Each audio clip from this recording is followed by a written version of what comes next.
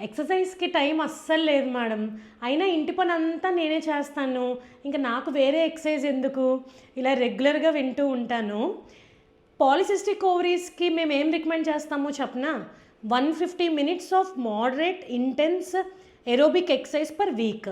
అంటే వారానికి 5 రోజులు మీరు 30 నిమిషాల చొప్పున ఒక యాక్టివిటీ అనేది చేయాల్సి ఉంటది.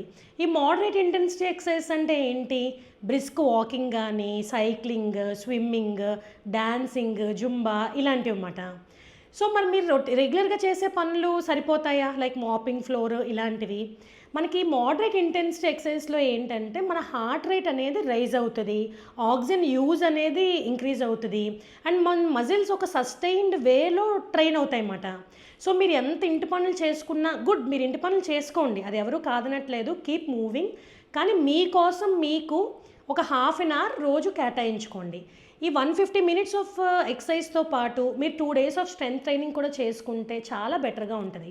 ఇది చేయడం వల్ల ఏంటంటే, ఈ పాలిసిస్టిక్ ఓవరీస్ లాంటి వాటిల్లో ఇన్సులిన్ రెసిస్టెన్స్ ఇంప్రూవ్ అవుతది, సైకిల్స్ రెగ్యులర్ అవుతాయి అండ్ ఫర్టిలిటీ కూడా బూస్ట్ అవుతది.